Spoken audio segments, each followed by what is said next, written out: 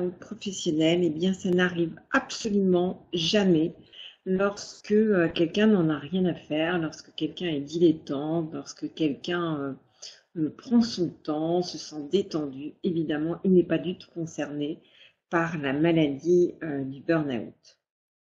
Voilà. Alors, est-ce que vous êtes prêts? Vous le savez, cette consultation va être enregistrée et donc pour les retardataires qui nous rejoindront en cours de séance ou même ceux qui ne pourront pas assister à cette séance-là maintenant, eh bien, vous aurez l'enregistrement. Alors, c'est parti, on est parti et déjà, nous allons commencer par la méditation du cœur. Alors, cette méditation du cœur, elle va se faire avec la main sur votre cœur et puis vous allez commencer par fermer vos yeux.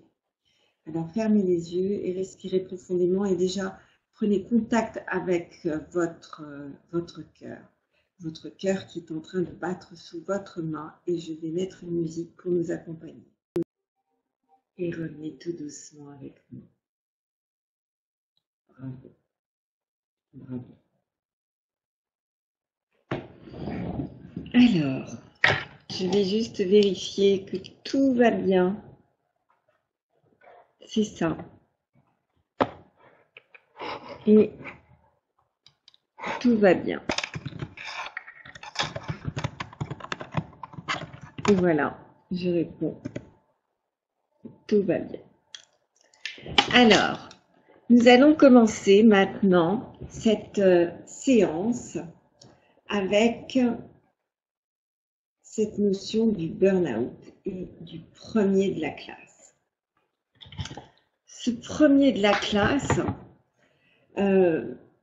c'est donc celui qui, toujours, va vouloir en faire plus, va vouloir en faire tellement plus. Alors, nous allons commencer à tapoter. Et je vous invite à tapoter ici, voilà, là. Et vous allez tapoter comme moi. Même si j'ai ce syndrome du premier de la classe, de la première de la classe, je vais parler au masculin. Et que j'ai tellement envie d'en faire plus pour être appréciée. En dessous des clavicules, et je n'ose pas me faire mettre en arrêt maladie. Il y a tellement de travail. Sandrine, l'autre. En dessous des bras. Alors, je continue et je m'épuise. Alors, vous voyez, en fait, là, dans cette partie de cette consultation, on commence en disant vraiment tout ce qui ne va pas, tous les signes négatifs que l'on peut constater, parce que on s'est rendu compte en neurosciences que lorsque l'on reconnaît quelque chose, en fait, le cortex frontal va faire son boulot et va dissoudre les émotions négatives. Donc, on dit, en fait, c'est un petit peu comme si on disait tout ce qu'on vit à l'intérieur de soi, à l'extérieur de soi, pour pouvoir ensuite dire les solutions que l'on va mettre en place pour pouvoir dire une autre façon d'envisager la vie. Donc, on y va tranquillement. Prenez un verre d'eau, ce que je vais faire aussi. N'hésitez pas à boire, c'est vraiment très important. Vous savez que quelquefois, des gens me disent « Mais Sarah, tu sais, j'ai du mal à apprendre à faire des prises de parole, je bégaye, c'est pas clair. » Eh bien, en fait, buvez. Tout simplement, buvez. On sait maintenant que si on boit, on permet à notre cerveau, aux deux hémisphères, de fonctionner plus harmonieusement. Donc, buvez. On va commencer maintenant à se diriger tranquillement vers les solutions.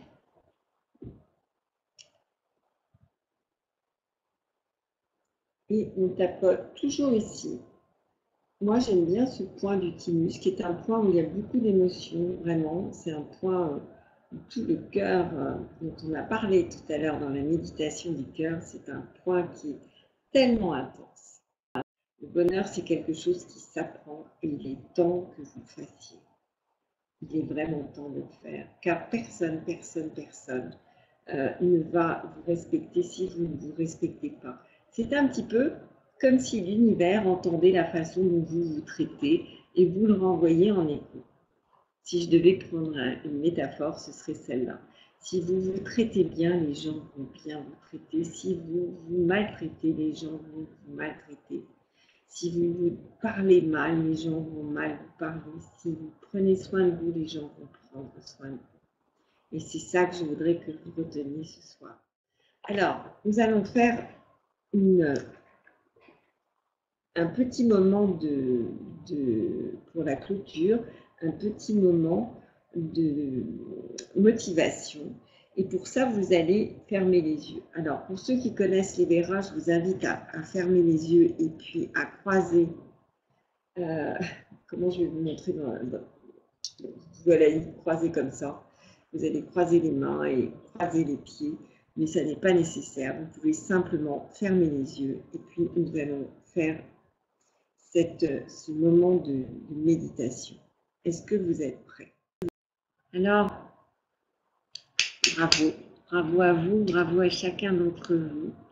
Je vous invite à, bien sûr, laisser des commentaires, je vous invite à m'envoyer des mails, je vous invite à me communiquer tout ce que vous avez envie de voir améliorer. Et puis aussi, vous vous êtes engagé vis-à-vis de vous-même. Alors, prenez soin de vous parce que c'est maintenant. Et puis, le prochain atelier, je ne me rappelle plus du thème, mais je sais que chacun de ces ateliers sont intéressants et l'idée, c'est que vous puissiez participer à un coaching hebdomadaire qui soit accessible et vous retrouver à vous faire du bien une fois par semaine et ça pour des semaines. À très vite, à très bientôt. Prenez soin de vous. Passez une très bonne soirée.